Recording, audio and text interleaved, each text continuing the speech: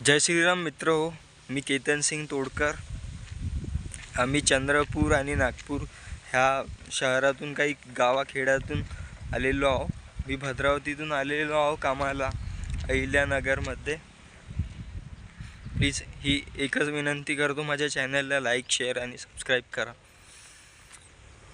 मित्र हो। प्लीज रस्त्याने वाहन सावकाश आणि नियंत्रणाने चालवा की कोणाला जीवाची हानी नाही झाली पाहिजे। काल ही घटना झालेली आहे। काल आमची 3 ते 11:30ची शिफ्ट होती।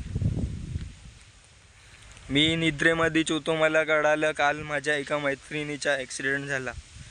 बिचारीला 40 टाके बसले डोक्याला।